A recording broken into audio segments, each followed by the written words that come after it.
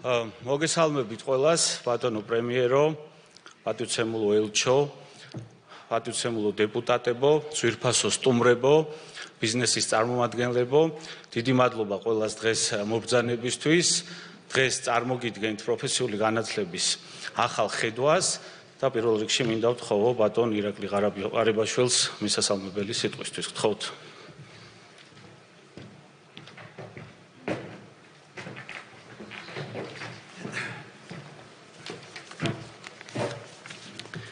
დიდი მადლობა მოგესალმებით ყველას, ბატონო ელჩო, მიესალმებით პარლამენტის წევრებს, მთავრობის წევრებს, პატივცემულ სტუმრებს, ბიზნესის წარმომადგენლებს. დღეს ჩვენ შევიკრიბეთ, რათა მოვისმინოთ მინისტრისგან პროფესიული განათლების ახალი ხედვა, რომელზეც ჩვენ აქტიურად ვიმუშავებთ ბოლო თვეების განმავლობაში. ჩვენ გქონდა არაერთი განხილვა ეკონომიკური საბჭოს ფორმატში, ზოგადად თუ როგორ უნდა განმავითაროთ კიდევ უფრო მეტად პროფესიული განათლება, იცით რომ ჩვენი მთავარი ამოცანა განათლების რეფორმის არის ხარისხიანი განათლება და ხარისხიანი განათლების უზრუნველყოფა ყველა საფეხურზე, ყველა დონეზე განათლების სისტემის. იცით რომ ჩვენ დავიწყეთ მასშტაბური ინვესტიციების განხორციელება განათლების სფეროში. მე მინდა კიდევ ერთხელ შეგახსენოთ რომ ჩვენ დაახლოებით მილიარდი ლარი გამოვყავით ბაგაბაღების შენებლობა რეაბილიტაციის საქმეში პროექტში განვითარებისთვის, ასევე ჩვენ მილიარდი ლარი გამოვყავით საშუალო სკოლების განვითარებაში, რეაბილიტაციაში, მშენებლობაში. ეს პროცესი დაწყებულია უკვე დაახლოებით ამის ნახევარი 400 სკოლის პროექტი კონტრაქტები არის გაფორმებული და მშენებლობა არის დაწყებული. ასეთივე მდგომარეობა არის ბაგაბაღების მშენებლობის ნაწილშიც. რაც შეეხება პროფესიულ განათლებას, 2012 წლიდან მოყოლებული ჩვენ გავაოთხმაგეთ ზოგადად პროფესიული განათლების ბიუჯეტი.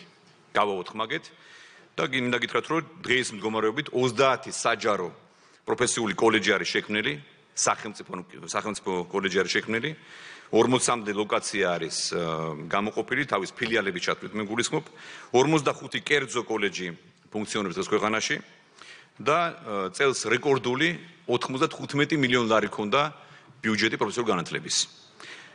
ჯამში 200 მილიონი ლარი დავხარჯეთ ბოლო 10 წელიწადში პროფესიული კოლეჯების განვითარებაში. 200 მილიონი ლარი ბოლო 10 წელიწადში. ეხლა რაც შეეხება ზოგადად ჩვენს თავარ გამოწვევას. იცით რომ ერთ-ერთი ასე ვთქვათ თავარი გამოწვევა რაც გამოიკვეთა, მათ შორის ბიზნესთან მქონდა მე არაერთი შეხვედრა, მათ შორის ძალიან გულსხველი საუბრები. თავარი გამოწვევა ეს არის კვალიფიციური ადამიანური კაპიტალის შექმნა და განვითარება. გვესმის კარგად რომ მძლავრი ეკონომიკური განვითარების ფონზე განსაკუთრებით მნიშვნელოვანი არის სწორედ მაღალკვალიფიციური ადამიანური კაპიტალის შექმნა და პროფესიონალების ჩამოყალიბება, რომელთა ცოდნა და უნარები სრულ შესაბამისობაში იქნება დამსაქმებლისა და კერძო სექტორის საჭიროებებთან. მინდა გითხრათ რომ ჩვენი გადაწყვეტილებით დღეს ჩვენ წარმოგიდგენთ ახალ შეთავაზებას, ბიზნეს წარუდგენთ, საზოგადოებას წარუდგენთ ახალ შეთავაზებას. ეს იქნება რეალურად, ეს არის საუკეთესო პრაქტიკაზე დაყრდნობით შემუშავებული წინადადება კერძო სექტორისთვის, რომელიც პროფესიულ განათლებაში სახელმწიფოს მხრიდან ინოვაციურ მიდგომას ითვალისწინებს. ეს არის რეალური საჯარო კერძო პარტნიორობის შეთავაზება, რომელიც გულისხმობს პროფესიულ განათლებაში ჩვენს მიერ თქვენთან ერთად ინვესტიციის ჩადებას, ამასთან თქვენთან ერთად პროფესიული პროგრამების შემუშავებას, რაც თავის მხრივ უზრუნველყოფს ბიზნესის მოთხოვნების შესაბამისი კადრების მომზადებას და დასაქმების მაჩვენებლის მნიშვნელოვან გაზრდას. აქვე გეტყვით, რომ ძალიან მნიშვნელოვანია, რა თქმა უნდა, პროფესიული განათლების პოპულარიზაციის საქმე და ზოგადად ამ პროფესიული განათლების პრესტიჟის გაზრდა.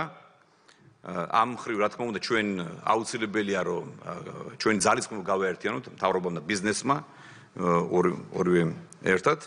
ასევე მინდა ვთქვა, რომ ჩვენ აქტიურად ვიწყებთ პროფესიული განათლების ინტეგრირება სკოლებში, რაც სკოლის ასაკიდანვე განუვითარებს ბავშვებს პროფესიულ უნარებს, შეეძენს მათ კონკრეტულ პროფესიას და ამის შემდგომ უკვე მათ ექნებათ საშუალება, რომ გადაწყვიტონ თავად, გააგრძელონ თუ არა სწავლა უმაღლესი განათლების საფეხურზე.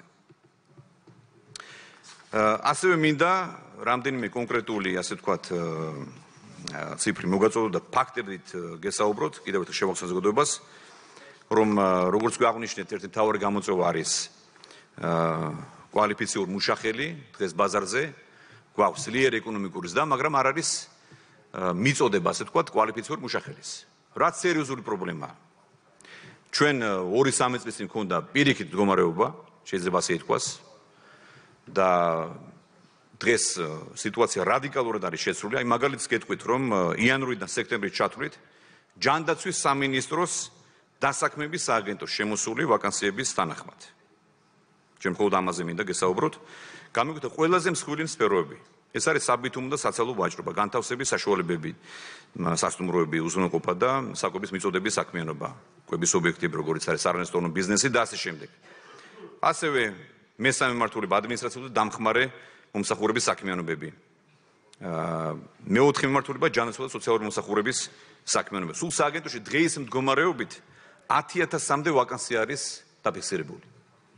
უფრო საინტერესოს გეტყვით ახლა რა ხდება შარშან ჩვენ ჩავატარეთ კვლევა საინტერესო, საკმაოდ ყოვლისმომცველი ეკონომიკის სამინისტრომ ჩაატარეს კვლევა და შარშან ესე იგი გამოიკვეთა შემდეგი მდგომარეობა. რაც უნდა ითქვას საგანგაშოა. და სწორედ აი ამ კვლევაზე დაყრდნობით და ბოლო თვეებში რაც აქტიურად შევიმუშავეთ დღევანდელი კონცეფცია, რომელსაც ბატონი მინისტრი წარმოგიდგენთ. გამოიკვეთა, რომ შარშან 1 სექტემბრის მდგომარეობით ბოლო 1 წლის განმავლობაში საწარმოთა 32%-ს ქონდა ვაკანსია, რომელმაც ჯამში თითქმის 140,000 ვაკანსია შეადგინა. 140,000 შეადგინა ვაკანსიების ჯამურმა რაოდენობა. ეს რა თქმა უნდა არის საგანგაშო, აქვე მინდა მოვიყვანო კიდევ ერთი საინტერესო საზოგადოებრივი მონაცემები. იცით რომ ჩვენ ბოლო პერიოდში, ბოლო 3 წელიწადში, ასე ვიტყოდი, საკმაოდ შევამცირეთ სიგარები, უმუშევრობა. სიგარები და უმუშევრობა დღეს არის ისტორიულ მინიმუმზე. თუ გავიხსენებთ 12 წელს, მაშინ სიგარების მაჩვენებელი იყო დაახლოებით 30%, უმუშევრობა იყო 27%-ზე მეტი. დღეს არის 17% დაახლოებით უმუშევრობის მაჩვენებელი და სიგარები არის 15%-ზე ჩამოსული. 9 მილიონზე მეტმა ადამიანმა დაძლია სიგარები საქართველოში ბოლო 10 წელიწადში. ამიტომ ჩვენი ახლა ამ გამოწვევას რო უპასუხოთ ეფექტური ქმედებით და ნაბიჯებით, აი ამ საჭიროებებზე დაყრდნობით და აი ამ გამოწვევაზე დაყრდნობით ჩვენ შევიმუშავეთ საინტერესო კონცეფცია კიდევ მინდა გავიმეორო. რა თქმა უნდა ამ პროცესში გადამწყვეტი მნიშვნელობა ექნება ბიზნესთან კოორდინაციას და კოორდინებულ მუშაობას. პრაქტიკულად ჩვენ თუ სწორად დავგეგმავთ ყველა ამ პროფესიას და ამ პროგრამებს, შეიძლება ითქვას, რომ 100%-ით იქნება გარანტირებული დასაქმება ყველა იმ ადამიანისთვის, რომელიც ჩააბარეს პროფესიულ კოლეჯში და რა თქმა უნდა დაამთავრებს, ისწავლის და შეიძენს საჭირო უნარ-თვისებებს.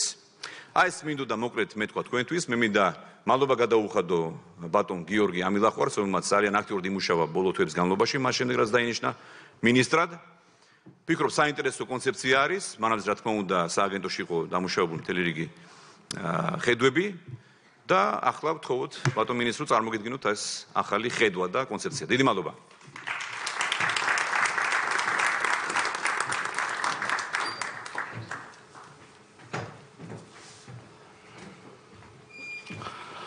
მოგესალმებით კიდევ ერთხელ, იმედია ხმა კარგად ისმის. მადლობა ბატონო პრემიერო. უნდა დავიწყო აუცილებლად მადლობით, ვინაიდან თქვენ აქტიურად ხარს უჭერთ ყველა იმ მიმდინარე რეფორმას, რომელიც ახლა სამინისტროში მუშავდება, განსაკუთრებით პროფესიული განათლების მიმართულებით.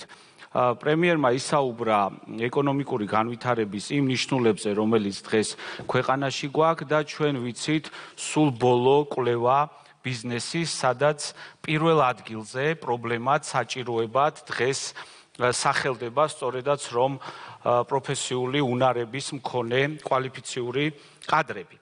შესაბამისად, სწორედ ამ ყველაზე მნიშვნელოვანი გამოწვევის sapassukhot, ვინაიდან ყველას კარგად გვესმის, რომ პროფესიული განათლება ეს არის პრაქტიკულად ეკონომიკის განვითარების ერთ-ერთი მთავარი მამოძრავებელი ხერხემალი და დასაქმებისკენ ყველაზე მოკლე გზა. ჩვენ დავამუშავეთ ყველაზე კარგი საერთაშორისო პრაქტიკაზე დაფუძნებული საჯარო შემოთავაზება, ასე ვიტყოდი, ნამდვილი საჯარო კერძო პარტნიორობა პროფესიული განათლებისთვის, რომელიც ახლა გვინდა წარმოგიდგინოთ. ბოლო წლების განმავლობაში, რა თქმა უნდა, პროფესიული განათლების მიმართულებით ბევრი მნიშვნელოვანი ნაბიჯი გადაიდგა, მაგრამ ჩვენ მიგვაჩნია, რომ ეს 6 ძირითადი მიმართულება უნდა იყოს იმ გზის გაჭრა, იმ პრობლემების სწრაფად გადაჭრის ხერხი, რომელიც დღეს დაგროვებული გვაქვს. ამიტომ ჩემი პრეზენტაცია, მოკლე პრეზენტაცია კონცეფციის შეეხება ამ 6 ძირითად მიმართულებას. და რა თქმა უნდა, პირველი და ყველაზე მნიშვნელოვანი. ეს არის საჯარო შეთავაზება ბიზნეს, კერძო სექტორს, დამსაქმებლებს.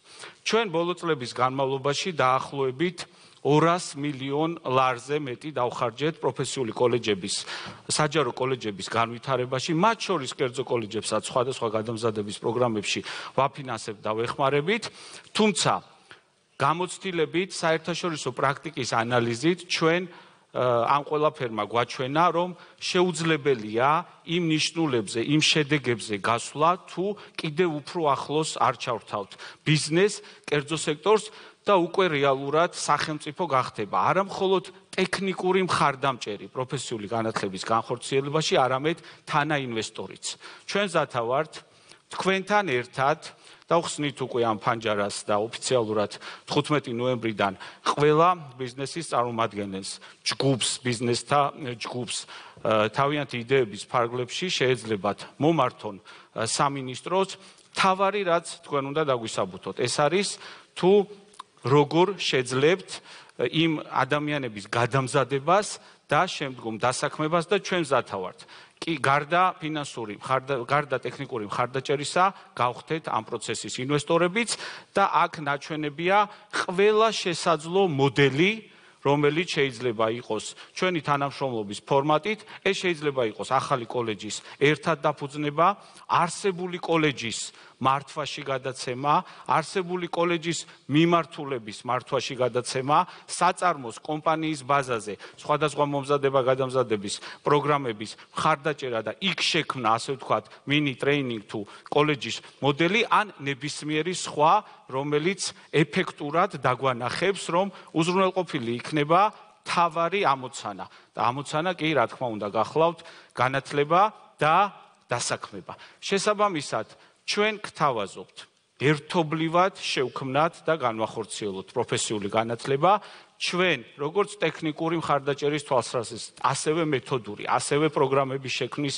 ნაწილში მზათა ვართ თქვენთან ერთად ვიმუშაოთ აქტიურად, მათ შორის ჩავდოთ ინვესტიცია და რა თქმა უნდა აქ მნიშვნელოვანი არის ასევე პარტნიორი ორგანიზაციების და დონორების მონაწილეობაც, რომელთაც ასევე მადლობას გიხდით იმ აქტიური ჩართულობისთვის და მხარდაჭერისთვის. შესაბამისად, დღეიდან მეგობრებო, ყველა დაინტერესებულ მიმართულებას ღია კარი გაქვთ სამინისტროში, რომ ამ კუთხით ჩვენ ნებისმიერ ფორმატში დავიწყოთ აქტიური თანამშრომლობა. რა თქმა უნდა, ბატონმა პრემიერმა ასევე ისაუბრა იმ პრიორიტეტულ მიმართულებებზე, ჩვენ აქტიურად ვიმუშავეთ ეკონომიკის სამინისტროსთან ერთად და იმ კვლევების, იმ მოთხოვნების, იმ შრომის ბაზრის ანალიზის საფუძველზე გამოვყავით შემდეგი პრიორიტეტული მიმართულებები, თუმცა აქვე ვიტყვი, ამ პრიორიტეტული მიმართულებების გარდა, თუ დასაბუთდება ბიზნესის მხრიდან და დავინახავთ საჭიროებას, რომ იმ დარგში ნამდვილად საჭიროა, რა თქმა უნდა, ჩვენ ჩამოთვლილი პრიორიტეტული მიმართულებების მიღმაც მზათა ვართ განვახორციელოთ იგივე მოდელის თანამშრომლობა, რომელიც მე ახლა ვისაუბრე, თუმცა პრიორიტეტი იქნება ეს მიმართულებები, ეს გახლავთ ტურიზმი და მასპინძლობა, სატრანსპორტო მიმართულება, IT მიმართულება, სოფლის მეურნეობა, ენერგეტიკა, ჯანდაცვა, ინფორმაცია და კომუნიკაციები და მშენებლობა. ეს გახლავთ ის დარგები, სადაც საკმაოდ დიდია მოთხოვნა, საკმაოდ დიდია დაინტერესება და მათ შორის მე თითქმის ყველა ბიზნესის ასოციაციის წარმომადგენელთან მქონდა პირველადი შეხვედრები და მახსოვს ის დაინტერესება, რომელიც ამ სექტორის წარმომადგენლების მხრიდან მოდიოდა, ამიტომ ამ პრიორიტეტული მიმართულებების ირგვლივ გვექნება პირველადი თანაინვესტირება, თუმცა განვიხილავთ ნებისმიერ სხვა მიმართულებასაც. რა თქმა უნდა, ჩვენ ვერ გადავჭრით პრობლემას მხოლოდ თანაინვესტირებით, თუ არსებულ პროგრამებს, რომელიც დღეს პროფესიულ განათლებაში გვაქვს და კვალიფიკაციებს არ გადავხედეთ, არ მოვარგეთ ის თანამედროვე და საერთაშორისო შრომის ბაზრის მოთხოვნებს და შესაბამისად ასევე არ შევქმნით ის ახალი კვალიფიკაციები, რომელიც ჯერჯერობით ჩვენ არ აგვაქვს საქართველოში, ამიტომ ჩვენ უნარების სააგენტოსთან ერთად, რა თქმა უნდა, წლების განმავლობაში და 2 წლის განმავლობაში აბსოლუტურად ყველა პროგრამა და კვალიფიკაცია, რომელიც დღეს არის ჩვენს პროფესიულ განათლების სექტორში, იქნება განახლებული, გადახედილი და მათ შორის 2 წლის განმავლობაში დაახლოებით 20 ახალი კვალიფიკაცია შეიქმნება თანამედროვე საერთაშორისო სტანდარტების შესაბამისად, რაც პრაქტიკულად 2 წელიწადში ჩვენ ეტაპობრივად, რა თქმა უნდა, შემდეგ წელს იქნება დაახლოებით 30-55 ბოლოს 40 და ჯამში ამ 2 წლიან ციკლში ჩვენ სრულად დავასრულებთ ამ პროცესს და მივიღებთ ახალი კვალიფიკაციების პროგრამებს და ერთხელ და სამუდამოდ ვეტყვით უარს იმ ძველ მიმართულებებს პროგრამებს, რომელიც დარწმუნებული ვარ, ბევრი მათგანი ალბათ აქ თომებსაც არ მოგწონთ. რა თქმა უნდა, ჩვენ ასევე აუცილებლად უნდა შევეხოთ იმ ახალი თანამშრომლობის ფარგლებში, განახლებული კვალიფიკაციების ფარგლებში უნდა განვაახლოთ პრიორიტეტები. და პრიორიტეტებს ჩვენ პირველ რიგში, რა თქმა უნდა, განვაახლებთ შრომის ბაზრის მოთხოვნების საფუძველზე, ეკონომიკური განვითარების ტენდენციების საფუძველზე და რაც ყველაზე მნიშვნელოვანია. ჩვენ 2 წლის შემდგომ 2025 წლიდან გვინდა გადავიდეთ უკვე ახალი დაფინანსების მოდელზე, რომელიც ერთის მხრივ იქნება ხარჯთეფექტური და თითოეული თეთრი ჩადებული ინვესტიცია წავა პირდაპირ შედეგებში, ანუ დასაქმებაში და მეორე, ეს იქნება მიღწევებზე, ეგრეთ წოდებული performance based მიღწევებზე დაფუძნებული დაფინანსება, რომელიც თავის მხრივ უზრუნველყოფს ერთის მხრივ ხარჯთეფექტურობას და მეორეს მხრივ პირდაპირ შედეგების დაფინანსებას, რომელსაც პროფესიული კოლეჯები მიაღწევენ, ამიტომ ჩვენს პარტნიორ ორგანიზაციებთან ერთად უკვე მიდის აქტიური მუშაობა ახალი დაფინანსების მოდელზე და ახალი კვალიფიკაციების კვალდაკვალ 2 წელიწადში ჩვენ უკვე გვექნება ახალი დაფინანსების მოდელიც.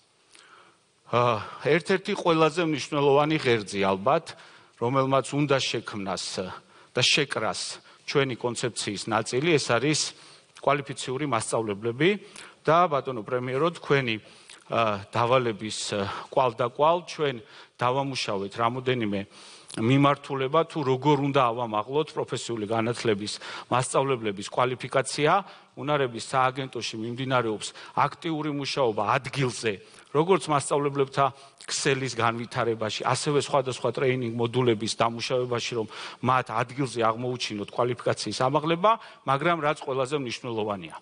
ჩვენ გვინდა იმ პრიორიტეტული შერჩეული სექტორებიდან ავარჩიოთ საუკეთესო მასწავლებლები და გავაგზავნოთ ისინი ყველაზე მაღალი დონის პროფესიული განათლების ქვეყნებში, სადაც განვითარებულია ჩვენს პარტნიორებთან ერთად და იქ ადგილზე შევმატოთ, გადავამზადოთ და აუმაღლოთ მათ კვალიფიკაცია. ასეთი იგეგმება შემდგომ წელს 50 მასწავლებლის გადამზადება და დაბრუნება საქართველოში, რომელიც აქ ერთი მნიშვნელოვანი საკითხია, თავის მხრივ ასევე იქნებიან ტრენერები და უკვე თავიანთ კოლეგებს ადგილზე გადაამზადებენ და ეს შესაძლებლობას მოგცემს, რომ უფრო ფართო რაოდენობაზე გქონდეს ხელმისაწვდომობა, ბუნებრივია ეს არ იქნება ერთჯერადი, ეს გაგრძელდება შემდგომ წლებსაც, თუმცა უახლოესი რაც დაგეგმილი გვაქვს, ეს არის 50 ადამიანის გადამზადება, რომელიც თავის მხრივ ალბათ რამოდენიმე ათეულის გადამზადებას უზრუნველყოფს კიდევ. რა თქმა უნდა, ჩვენთვის მნიშვნელოვანია ასევე აქ, რა თქმა უნდა, ამ შემთხვევაში საჯარო კოლეჯები იგულისხმება, თუმცა თავისთავად შესაძლოა ეს გაზიარებულიც იყოს კერძო სექტორის მხრიდან, კერძო კოლეჯების მხრიდან, ეს არის კოლეჯების სტრუქტურული გაძლიერება. კოლეჯის ლიდერის, დირექტორის კვალიფიკაციების გადახედვა, ამაღლება, მხარდაჭერა, ვინაიდან უფრო მოქნილი საერთაშორისო პრაქტიკაზე დაფუძნებული კოლეჯების სტრუქტურა მივიღოთ, ვინაიდან ჩვენ გვეგმავთ პროგრამების განახლებას, ჩვენ გეგმავთ ახალი დაფინანსების მოდელის დანერგვას, ჩვენ გეგმავთ მასწავლებლების გადამზადებას და ბუნებრივია თუ არ გვექნა სწორი გამართული სტრუქტურა, ძლიერი ლიდერი, კოლეჯში, მაშინ ძალიან რთული იქნება ამ ყველაფრის და ამ რეფორმის იმპლემენტაცია და განხორციელება ადგილზე. ამიტომ ამ კუთხით ჩვენ გვაქვს რიგი ინიციატივები. ერთ-ერთი მათგანი იცით უკვე კანონი დაინიცირებულია და ეხება პროფესიული კოლეჯის დირექტორების არჩევითობას და 5 წლიანი ვადის განსაზღვრას იმ ავტორიზაციის ციკლით, რომელიც მათ მიენიჭებათ და ვფიქრობ, ეს ყველას ერთად მოგცემს შესაძლებლობას, რომ გავაძლიეროთ კოლეჯის ლიდერის, კოლეჯის ხელმძღვანელის როლი და მნიშვნელობა და შევძინოთ მათ დამატებითი კვალიფიკაციები. და ბოლოს ყველაზე მნიშვნელოვანი, რაც ბატონმა ირაკლიმ ისაუბრა და პირდაპირ მოდის თანხვედრაში ჩვენი ზოგადი განათლების რეფორმასთან, რომლის პრეზენტაციასაც საზოგადოებას ოდნავ მოგვიანებით წარუდგენთ. ჩვენ რამდენიც არ უნდა დავხარჯოთ მეგობრებო, ჩვენი შესაძლებლობის ბიუჯეტიდან გამომდინარე, ძალიან რთული იქნება მთელი ქვეყნის მასშტაბით პროფესიული განათლების ხელმისაწვდომობის დაფარვა. ეს პრაქტიკულად რამოდენიმე 10 წლეული გაგრძელდება, ეს ერთი საკითხი. მეორე, რა თქმა უნდა, ის შინაარსობრივი, ასე ვთქვათ, დაკნინება, პრესტიჟიც, რომელიც დღეს საზოგადოებაში არის პროფესიული განათლების, ვერანაირი კარგი მარკეტინგული თუ საკომუნიკაციო კამპანიებით ვერ ამოიქაჩება, თუ ჩვენ თავიდანვე, ადრეული ასაკიდანვე არ დავიწყეთ შინაარსობრივად პროფესიული განათლების დანერგვა სკოლებში და სწორედ ამ მიზნით, როგორც საბაზო საფეხურზე და განსაკუთრებით საშუალო საფეხურზე, მე-11 კლასში არჩევით სავალდებულო ნაწილად. ჩვენ სრულიად ახალ კონცეფციას შევთავაზებთ მალე სკოლებს, სადაც საშუალო საფეხურზე იქნება რამოდენიმე მიმართულება არჩევითი, თუმცა ზოგადი განათლებისთვის სავალდებულო და დავნერგავთ სკოლებში ეგრეთ წოდებულ ინტეგრირებულ პროგრამებს, რომელიც ნიშნავს, რომ ბავშვები ადრეული ასაკიდანვე ექნებათ შესაძლებლობა მე-10 კლასიდან აირჩიონ სკოლის საგნებთან ერთად. ბუნებრივია და აქ არ უნდა ჩვენ აგვერიოს, რომ ვინმე რაიმე ფორმით ჩამორჩება ზოგადი განათლების იმ საგნებს, რომელიც აუცილებელია, პარალელურად დაეუფლება ერთ კონკრეტულ პროფესიას და სკოლის დამთავრებისთანავე მას შესაძლებლობა ექნება უკვე დასაქმდეს შრომის ბაზარზე, წამოიწყოს თავისი მცირე ბიზნესი, ან სურვილისამებრ უკვე გააგრძელოს მოღვაწეობა გნებავთ პროფესიული განათლების მიმართულებით, ან რა თქმა უნდა, უმაღლესი განათლების მიმართულებით. ეს არის ყველაზე დიდი სიახლე და ინოვაცია სკოლებში. თქვენ იცით 2100 სკოლა გვაქვს მთელი ქვეყნის მასშტაბით, ბუნებრივია ამას გარკვეული დრო დაჭირდება, მაგრამ 2024 წლიდან ჩვენ შევარჩევთ პირველ ყველაზე დიდ ძლიერ საპილოტე სკოლებს, სადაც დაიწყება ეს პროცესი და ვფიქრობთ რამოდენიმე წელიწადში მთელი ქვეყნის მასშტაბით გაიშლება ეს ფრონტი, სადაც საბოლოო ჯამში მივიღებთ ყველა სკოლაში პროფესიულ განათლებას, მივიღებთ განახლებულ პროგრამებს და კვალიფიკაციებს, ახალ პრიორიტეტებს, ახალ დაფინანსების მოდელს და რაც მთავარია, ყველაზე მნიშვნელოვანი როლი და რგოლი, ვინც არის ამ პროცესში, ეს არის კერძო სექტორი, ბიზნესი, დამსაქმებლები, რომელსაც ვფიქრობ შევთავაზეთ და ვთავაზობთ ყველაზე ახალ ინოვაციურ, სწორ მიდგომას, რომელიც ეფუძნება ღიაობის და თანასწორობის საფუძვლებს და ჩვენ მზათა ვართ თქვენთან ერთად, თქვენი სურვილის და ინტერესის შემთხვევაში გავხდეთ არა მხოლოდ მხარდამჭერი, არამედ ინვესტორიც. დიდი მადლობა ყველას დღეს მობრძანებისთვის და იმედი მაქვს გავაგრძელებთ თანამშრომლობას.